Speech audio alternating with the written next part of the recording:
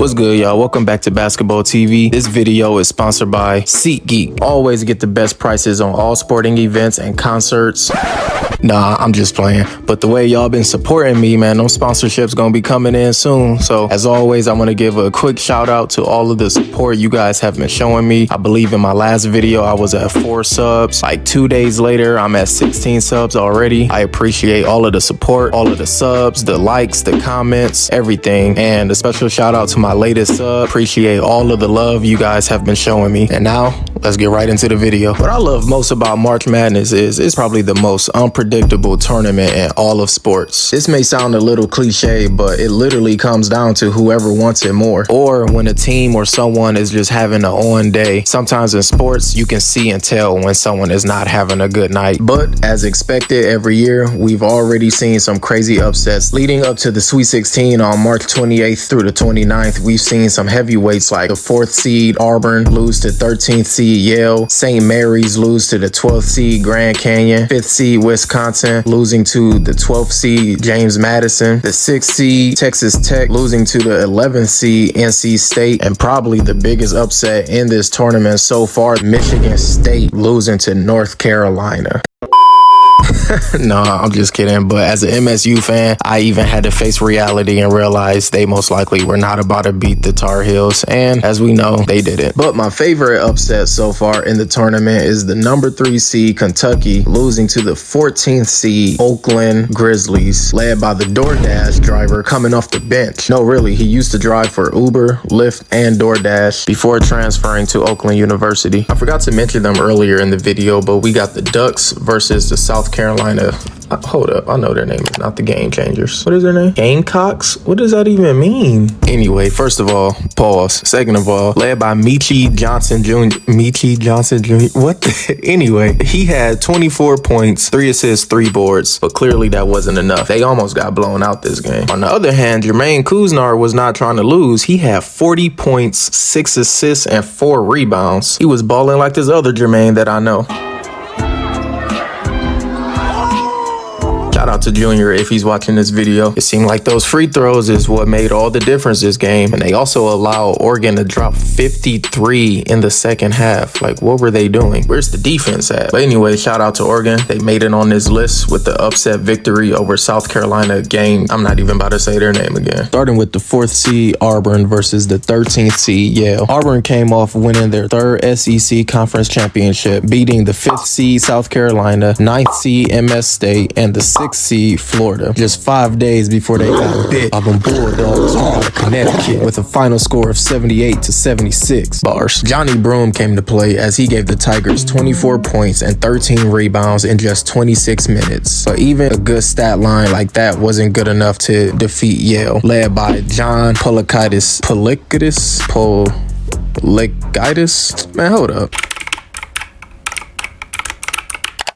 Pulakitas. Time to force the issue with Pulakitas. I guess I'm gonna go with the commentators, Pulakitas. Anyway, John Pulakitas led Yale with 28 points as they defeated the Auburn Tigers 78-76. But as I stated earlier in the video, maybe it was just a good night for them against Auburn, because when they came across San Diego State, they got popped 85-57. At the end of the day, we can all say the Tigers definitely let their fans down. Now moving on to probably the biggest upset in the entire tournament after Michigan State losing to North Carolina, of course. Got the Oakland Grizzlies coming in at number 14, beating the number 3 seed Kentucky Wildcats. Even though this was an upset loss for the Wildcats, they still put up a good fight. It was a good game. They only lost by 4 points, led by Antonio Reeves, 27 points, 3 boards, and a staggering 1 assist. But forget all that. We all know the real reason why we're here. You probably saw him before around the U of M campus picking up local students. He probably dropped off your dinner to you once or twice before. Give it up for Jack Golke.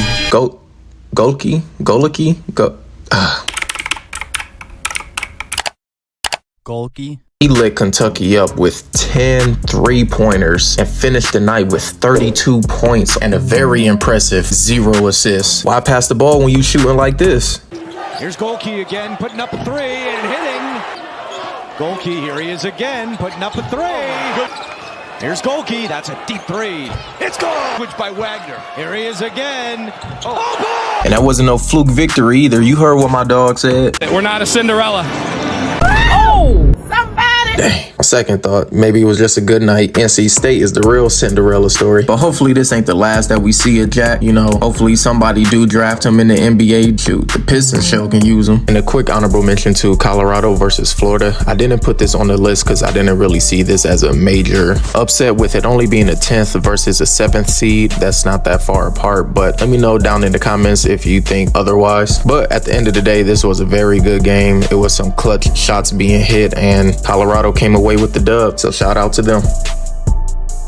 Grand Canyon versus St. Mary's wasn't as close of a game as Auburn and Yale, but now that I think about it, I'm not sure what's worse. Losing to a team that you should have beaten in a close game, or losing to them in a not so close game. Either way, they lost, so that's why they are on this list. St. Mary's seemed to have had a well-balanced attack with most of their players that played in double digits. Man, hold up. How you play 34 minutes and only have 3 points? I will admit, I didn't watch this game. I'm looking at the stats now, so maybe I don't know the full story, but just going based off what these stats say, dude definitely ain't come to play. Grand Canyon also had a few players in double digits, with Grant Foster leading the way with 22 points, 7 rebounds. To be honest, it don't really look like either team had a good shooting night, but Grand Canyon was just slightly better. What stands out to me are the number of free throws that they took. 28 free throws compared to 7. Maybe if St. Mary's toned it down on the fouls, they could have pulled this one out. Moving on to the Dukes versus the Badgers. Looking at their records, you would think their ranks would be the other way around, but I know it's more to it than just how many games you win or lose. But having a 32-3 record as a 12th seed, that is pretty impressive. Nevertheless, this is still considered an upset, with Wisconsin being a 5th seed. Looking at the Badgers stats, they only had Max, who had 18 points, and 2 other players in double digits. Seems like everyone else was struggling to score. The Dukes slightly had a more balanced attack. You didn't have like a standout player, but it seemed that everyone did play their role, and that's most likely why they came out victorious. Looking at their team stats, it seemed like a balanced game. Both teams were almost even.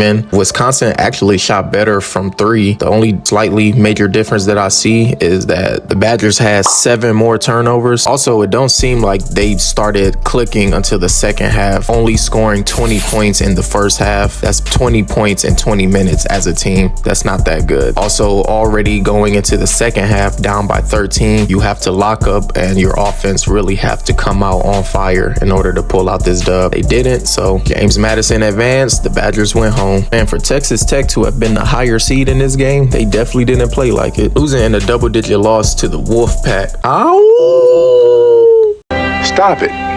Get some help. Joe Toussaint's 16 points was not enough to lead Texas to a dub and advance them. NC State played well as a team, led by Ben Middlebrooks with his 21 points and 4 rebounds, along with a few other players that was in high double-digit scoring. What seemed to be the trend in these games are whichever team shoot more free throws win the game. That may come off as common sense, but even if they send you to the line, you still have to make the shot. So shout out to them for taking advantage of free and easy points, and it got them the dub. But I wanted to drop this video just to give my thoughts and my opinion on the different upsets that happened this year in March Madness. And if I'm being honest, I'm low-key rooting for NC State. With them being 11th seed, I'm curious to see how far can they go in the tournament. Let me know down in the comments which upset you think was the worst, and who you have going to the Elite 8, the Final 4, or who do you have winning the entire thing. And again, thank y'all for all the support, and thank you for watching.